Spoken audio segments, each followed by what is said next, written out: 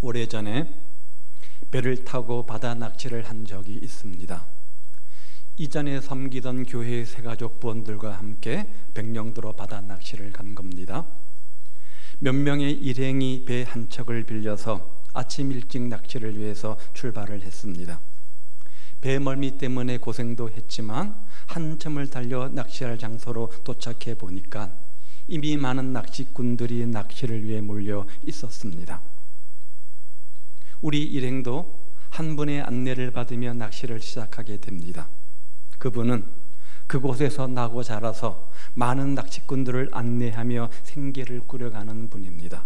적어도 그 백령도 바다에 가난한 최고의 전문가라 그렇게 말할 수 있습니다. 저희는 그분의 안내를 받으며 낚시를 시작합니다. 낚시 방법은 줄낚시 방법이었는데 그분의 안내를 따라서 그 넓은 바다에서 그분이 지시하는 곳에 그렇게 이제 낚시줄을 내려놓게 되면 그분이 손가락으로 지시하는 곳마다 낚시줄을 던지면 10번 중 7번은 어김없이 손바닥만한 고기들이 잡히는 겁니다. 그렇게 한 서너 시간쯤 낚시를 했는데 무려 100여 마리 정도 많은 고기를 잡게 되었습니다. 그는 그 백령도 앞바다의 물결의 어떤 흐름이라든지 물살의 속도라든지 방향이라든지 그리고 지형에 따라서 어디에 어느 시간에 고기가 많이 있는지를 누구보다 정확하게 잘 알고 있는 사람인 듯 했습니다. 그렇게 여러 시간이 지나 낚시가 끝나갈 무렵이었는데 마침 그때 옆에 있는 배들이 서로 통신하는 소리를 듣게 되었습니다. 그 배들 역시 이곳에 낚시하러 온 관광객들의 배였던 거죠. 그런데 그 대화 내용을 가만히 들어보니까 몇 마리 잡았느냐라는 거죠. 아침 일찍부터 나왔는데 3마리밖에 잡지를 못해서 조금 더 낚시를 하려고 합니다. 이런 통신의 내용을 듣게 됩니다. 똑같은 바다입니다. 똑같은 시간입니다. 똑같은 상황입니다. 똑같이 낚시를 했음에도 불구하고 저희가 수없이 많은 고기를 잡는 동안 그쪽 일행이 잡은 것은 고작 3마리에 불과했다는 거예요. 배를 빌려 낚시한 것으로 볼 때 어느 정도 관심이 있고 또 나름대로 전문성을 가진 사람이라 생각이 듭니다. 그런데 철저한 빈손이었습니다. 반면에 저희가 그렇게 많은 고기를 잘 잡을 수 있었던 것은 백령도 바다에 능통한 그 아저씨가 함께 있었기 때문 아닙니까? 지금 갈릴리 바닷가에서 밤이 맞도록 그물을 던진 제자들은 갈릴리 바다가 초행길은 그런 관광객들이 아닙니다. 그들은 갈릴리에 태어나서 지금까지 갈릴리 바다에서 잔뼈가 굵은 어부들 아닙니까? 다른 바다는 몰라도 적어도 이 갈릴리 바닷가에서만큼은 최고의 베테랑 전문 어부들입니다. 그 바다의 물결 흐름이라든지 파도 모양만 보아도 고기가 어디 있는지 어느 시간 어느 때 어느 장소에 가야 고기가 있는지 누구보다도 이 갈릴리 바닷가를 손바닥처럼 훤히 꿰뚫고 있는 그런 사람들입니다. 그런 그들이 혼자도 아닌 여러 명이 함께 나가지고 밤이 맞도록 그물을 던졌는데 단 한 마리의 고기도 잡지를 못했다? 적어도 상식적으로 있을 수 없는 그런 일입니다. 그런데 그럼에도 불구하고 오늘 그들은 그런 실패의 주인공이 됩니다. 그날 밤 완전 무결한 실패자가 되고 말았습니다. 그 많은 어부들 중 한 사람도 고기를 잡은 사람이 없는 철저한 실패자가 됩니다. 하지만 그 실패의 의미가 무엇인지, 왜 우리가 실패했는지, 지금 무엇이 잘못되어져 있는지 한 번이라도 그 실패 앞에 자신을 반성해보고 짚어보려는 사람이 단 한 사람도 없습니다. 아무런 의미 없이 여전히 빈 그물만을 기계적으로 반복해서 던질 뿐이었고 지칠 대로 지친 그들은 여전히 빈손뿐이었습니다. 이 광경을 가만히 지켜본 한 분이 계십니다. 육지에 계시던 예수님께서 그런 제자들을 부르시면서 말씀하시는데 바로 그것이 오늘 본문의 5절의 내용입니다. 다시 한번 보십시오. 얘들아, 너희에게 고기가 있느냐? 지금 이 질문의 의도가 무엇입니까? 주님께서 제자들이 고기를 얼마나 많이 잡았는지 못 잡았는지 궁금해서 던지는 질문이 아니라 헛되이 시간을 낭비하고 있는 제자들에게 바른 영적 통찰력, 분별력을 가르쳐주긴 하나님의 의도된 질문이라는 거예요. 얘들아, 너희에게 고기가 있느냐? 오늘 이 시간 우리를 향하신 주님의 이 질문 속에서 우리는 오늘 이 짧은 본문 가운데 성경에서 유일하게 이 본문에만 나오는 두 가지 단어를 주목해 볼 필요가 있습니다. 하나는 고기란 단어입니다. 여러분, 일반적으로 헬라의 고기는 어떤 단어를 쓰죠? 익투스란 단어를 씁니다. 여러분, 자동차 뒤에 물고기 모양 표시를 보셨죠? 그 앞에 헬라어가 써져 있습니다. 익투스란 단어를 씁니다. 성경에 그 어떤 곳을 찾아보아도 고기란 단어는 항상 익투스란 헬라어를 썼습니다. 그런데 딱 한 군데 오늘 본문만 유일하게 고기란 단어를 쓰면서 또 다른 헬라어를 기록해 놓고 있는데 프로스 파기온. 왜 그럴까요?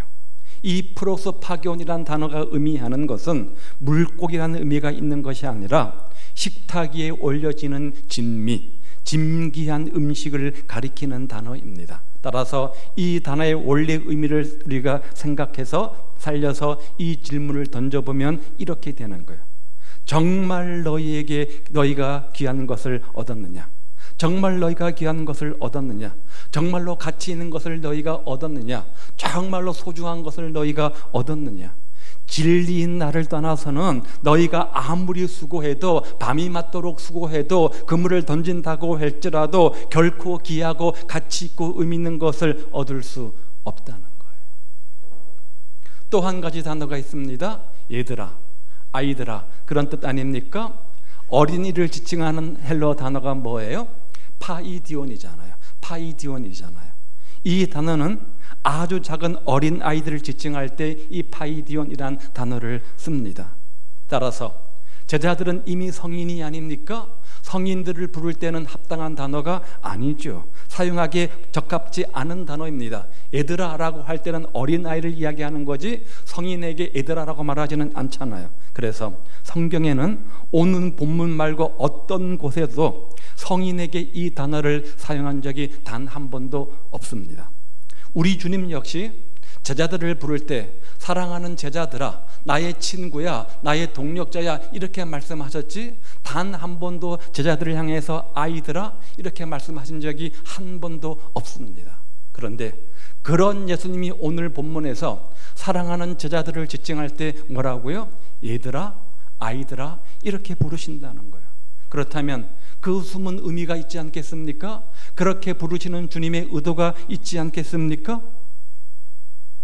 지금 자신들이 해야 될 일이 무엇인지, 있어야 할 곳이 어디인지 알지 못한 채 단지 험한 바다를 향해서 헛수고만 하고 있는, 그것도 밤이 새도록 헛수고만 하고 있는 그들의 모습이 주님의 눈에는 어떻게 보인 거예요? 어린아이처럼 보인 거예요. 철없는 어린아이처럼, 철부지 어린아이처럼 보였던 거예요. 그래서 주님께서 말씀하시는 겁니다. 얘들아, 이 철부지 애들아, 너희에게 고기가 있느냐? 이 철부지들아, 그처럼 철없이 살아서는 절대로 귀한 것을, 절대로 가치 있는 것을 얻을 수가 없다는 거예요. 오늘 우리는 어떻습니까? 지난 한 해를 돌이켜보면서 오늘 여러분의 삶은 분별력 있는 성인들의 모습입니까? 통찰력 있는 성인들의 모습이셨습니까? 혹시나 주님 보실 때 얘들아라고 말씀하실 만큼 철부지 아이들의 모습은 아니었습니까? 올 1년 여러분 삶 속에서 무언가 잡으려고 그처럼 길을 쓰고 수고하며 노력한 그것은 무엇입니까? 정말 주님 보시기에 가치 있는 겁니까? 혹 허망한 것들은 아닙니까? 주님을 떠나서는 우리가 아무리 수고를 한다고 할지라도 그것은 헛수고인 것이고, 그 헛수고인데 헛수고도 모른 채 헛되이 반복하는 철부지일 수밖에 없다는 거야. 그래서 그렇게 헛되게 그물을 던지고 또 던지고 있는 우리를 향해서 주님께서 오늘 이 시간 이렇게 묻는 거예요. 얘들아, 너에게 고기가 있느냐? 이 철부지들아, 나를 떠나서는 너희가 아무리 노력한다고 할지라도, 아무리 애를 쓰고 수고한다고 할지라도 참으로 가치 있고 귀한 것을 얻을 수 없다. 쿠바의 바닷가에 늙은 어부가 살고 있었습니다. 어느 날 고기를 잡기 위해서 나갔지만 어찌된 영문인지 오늘 갈릴리 바닷가의 제자들처럼 한 마리의 고기도 잡지를 못합니다. 하루, 이틀, 사흘, 20날이 넘어서 무려 83일이 지났지만 여전히 고기를 잡지를 못했습니다. 마침내 84일째 되던 날, 길이가 18척이나 되는 엄청난 큰 청새치를 만나게 되어집니다. 18척, 5m가 넘는 거죠. 사흘 밤낮을 거친 사투 끝에 간신히 그 큰 물고기를 포획하게 되어집니다. 그 정도 크기라면 지난 3달 동안 공친 것을 보충하기 충분한 것 아닙니까? 늙은 어부는 황홀한 만족감으로 집을 향해 벨머리를 돌립니다. 기쁨도 잠시, 늙은 어부는 뜻하지 아니한 상어떼의 공격을 받게 됩니다. 이번에는 자신이 잡은 그 귀한 청새치를 지키기 위해서 상어떼와 사투를 벌이지만, 그러나 해안에 도착해 보니까 남은 것이라고는 앙상한 뼈뿐입니다. 결국 늙은 어부는 쓰레기 같은 이 앙상한 뼈 조각을 얻기 위해서 며칠이나 90일 동안 허비를 한 겁니다. 1953년 풀리처상을 수상한 해밍웨이의 노인과 바다 이야기죠. 쫓을 수 없는 것을 끝까지 쫓으려고 하다가, 잡을 수 없는 것을 끝까지 잡으려고 하다가 허망하게 빈손이 되어버린 이 늙은 어부의 두 손. 84일 동안은 쉼없이 낙지를 던지느라고, 또 사흘은 낚시줄을 잡고 밤낮으로 그 청새치와 사투를 벌이느라고, 그 이후에는 상어떼들의 공격을 물리치느라고 지칠 대로 지치고 상처투성이가 되었음에도 불구하고, 그렇게 90일 동안 최선을 다해서 사투를 벌였음에도 불구하고 그 속에 남은 것이라고는 뭐예요? 앙상한 뼈밖에 없는 이 늙은 어부의 공허하고 허탈한 두 손. 그 손이야말로 오늘 우리들의 손은 아닙니까? 한번 여러분 손을 자세히 들여다보시기를 바랍니다. 오늘 우리는 한 해의 끝자락에 서 있습니다. 지난 한 해 동안 나름대로 최선을 다해서 지금까지 달려오지 않은 사람이 단 한 사람도 없을 겁니다. 여러분이 어떤 삶의 현장 속에 한 해를 살았던 간에 그 안에서 최선을 다하면서 좋은 결과를 기대하며 최선을 다해서 여러분 살지 않으셨습니까? 무언가 얻고 무언가 쟁취하고 무언가 내 것으로 삼기 위해서 수고하고 노력하며 희생하며 최선을 다하지 않았습니까? 그렇게 밤새껏 그물을 던지느라고 얼마나 고생하셨습니까? 그럼에도 불구하고 정작 귀한 것이라고는 정작 아무것도 없지 않는 그런 빈손이요 빈 그물은 아닙니까? 그래서 지칠 대로 지쳐있는 우리의 모습은 아닙니까? 그럴 때 어떤 마음이 찾아와요? 아, 내 인생 실패한 인생인 것 같아. 내 인생은 버림받은 인생인 것 같아. 누구 하나 내 마음을 이해해주는 사람도 없는 것 같고, 내 주변에 돕는 사람도 없는 것 같고, 동역자는 한 사람도 없는 것 같고, 누가 내 마음을 알아주랴. 마치 나는 저 외로운 섬에 떠있는 한 사람 같구나. 그런 공허한 마음이 우리 안에 찾아오지 않습니까? 나름 그렇게 최선을 다했건만 되는 것은 하나도 없고 열매도 하나도 없는 것처럼 그렇게 느껴지지 않습니까? 그럴 때 모든 것을 포기하고 싶은 마음이 우리 안에 찾아옵니다. 주님이 어찌하여 나를 버리셨습니까? 이런 고백이 우리 마음속에 생기지 않습니까? 내 인생은 실패한 인생이요, 실패한 사역인 것처럼 느껴지고, 실패한 목회처럼 느껴지고, 실패한 신앙생활처럼 느껴지지 않습니까? 이것이 오늘 본문의 제자의 모습이요, 그들의 고백입니다. 그런데 우리를 사랑하시는 주님께서 그런 우리를 포기하지 않으시고 찾아오십니다. 그리고 묻습니다. 얘들아, 너희에게 고기가 있느냐?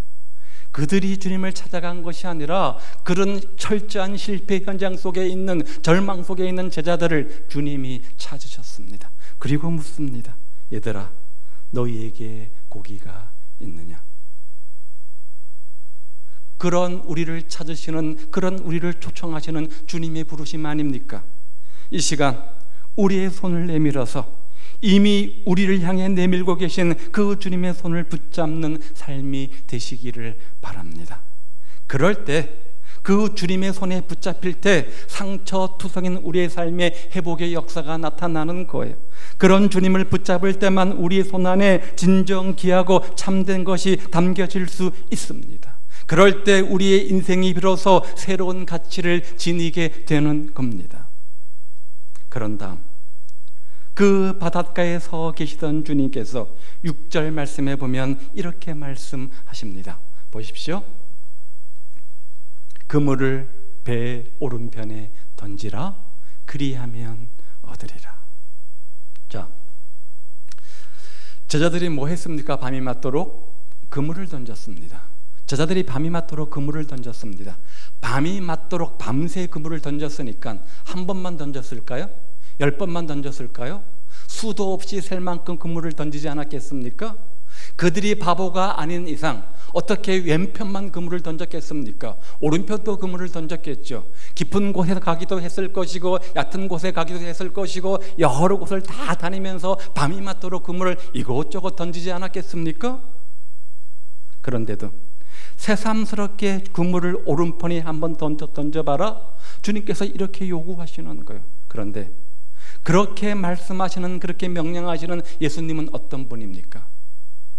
예수님은 바닷가 출생도 아닙니다. 갈릴리 바닷가에서 전혀 문외한 사람입니다. 전문성이 없는 분입니다. 어디에서 태어나셨어요?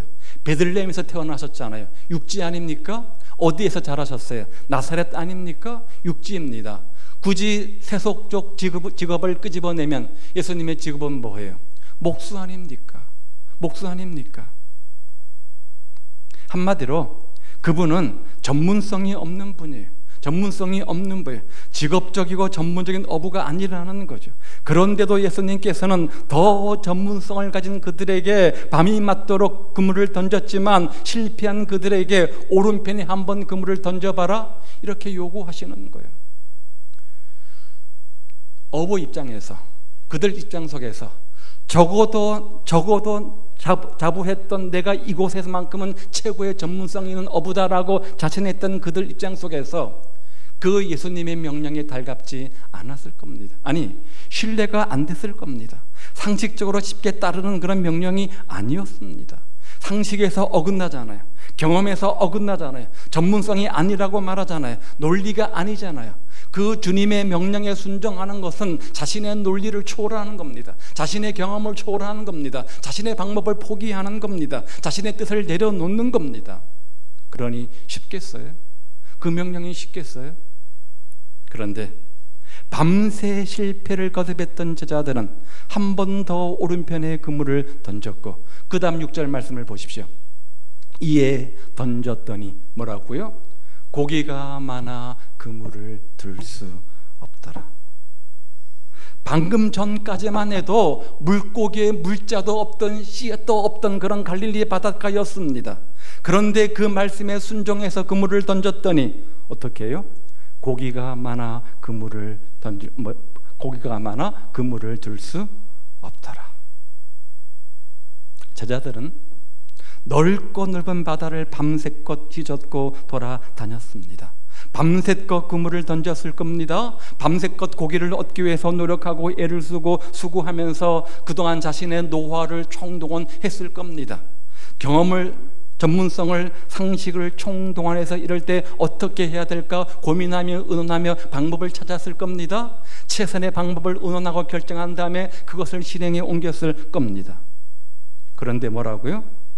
한 마리의 고기도 잡지를 못합니다. 그 경험이, 그 노력이, 그 수고가, 그 헌신이 아무런 의미가 없었던 거예요. 언제까지요? 언제까지? 주님 말씀을 따라서 그물을 배 오른편에 던지기 전까지. 주님께서 그물을 배 오른편에 던지라라고 할 때 그 오른편은 넓은 곳이 아닙니다.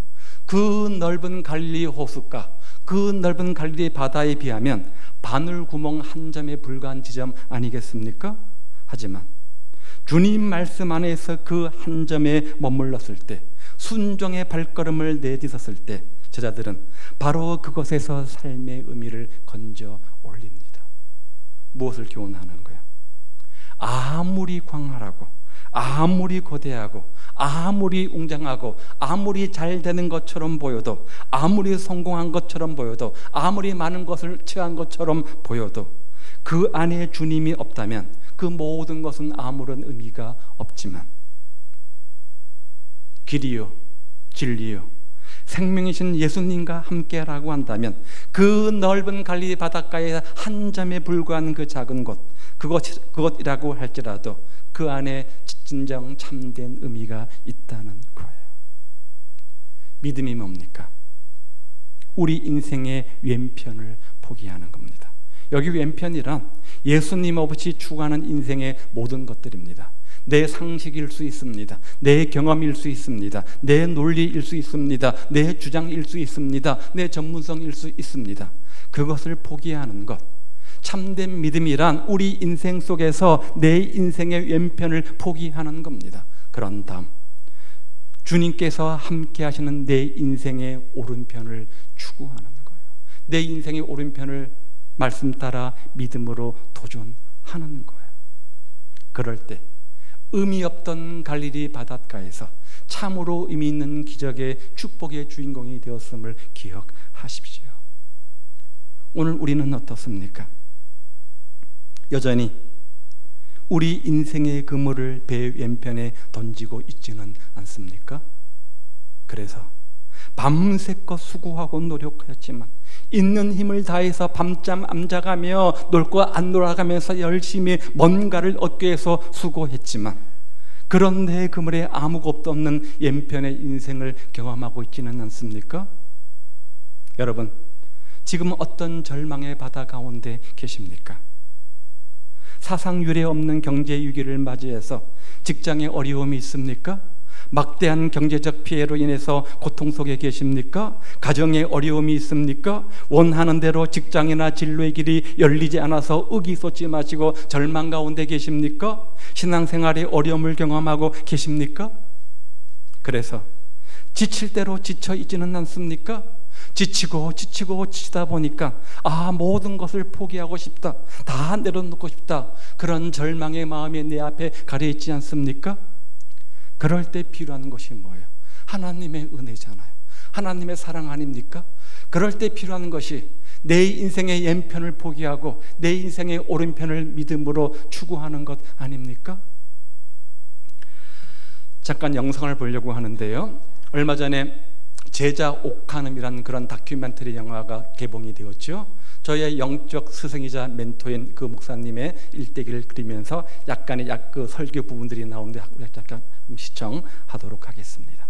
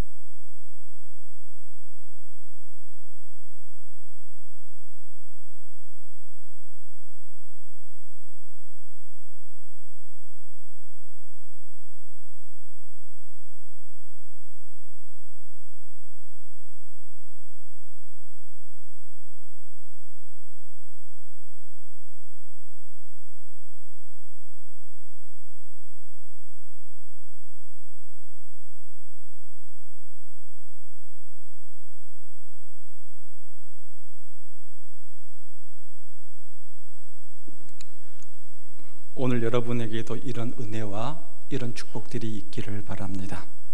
예수님을 따라가다가 주님을 믿으며 열심히 살다가 모든 것이 내 뜻대로 내 생각대로 되지 않을 때 우리 마음속에 낭망이 찾아옵니다. 절망이 찾아옵니다. 지금 여러분이 겪고 있는 삶의 문제가 무엇입니까? 오늘 본문의 베드로도 그런 사람입니다. 주님의 수제자로서 주님을 따르겠다고 언제까지 죽기까지 따르겠다고 큰 소리치던 그 베드로가 주님을 3번씩이나 부인을 합니다. 방황 가운데, 낭만 가운데, 절망 가운데 내 인생은 끝났어, 이제 내 인생은 실패한 인생이야, 고기나 잡으러 가자 라고 했던 그에게 주님께서 찾아오십니다. 그리고 회복해 주셨습니다. 예수님은 신앙생활 하다가 절망하고 낙심하며 방황 가운데 있는 저자들을 찾아오셨습니다. 그리고 그들에게 새 힘을 주시고 그들에게 은혜를 주시고 회복을 주셨습니다. 베드로에게 찾아오셨던 그 주님이 오늘 우리에게도 찾아오실 겁니다. 어떤 우리요? 절망 가운데 있는 우리에게, 실패한 인생이라고 자포자기 하고 있는 인생에게, 내 인생은 끝났구나, 나는 끝났구나 절망하는 우리에게 찾아오십니다. 그리고 다시금 첫사랑의 감격과 용기를 주시고 사명을 회복시켜 주시고 또 열정과 사랑을 회복시켜 주십니다. 그 사랑이 있기를 바랍니다. 그 은혜가 회복되기를 원합니다. 그 힘이 회복되기를 원합니다. 그러하기 위해서 인생의 오른편을 추구하는 삶이 되시기를 바랍니다. 지금까지 인생의 왼편을 추구하며 살았지만 아무것도 얻은 것이 없다고 할지라도 새해에는 인생의 오른편을 추구하셔서 주님 중심의 삶이 되어서 십자가의 은혜 안에서 우리 모두가 승리하는 삶, 그래서 마침내 물고기가 많아 그물을 들 수 없더라, 그런 하나님의 축복의 주인공들 다 되시기를, 실패에서 성공으로의 축복의 주인공들 되시기를 우리 주님의 이름으로 축복을 드립니다.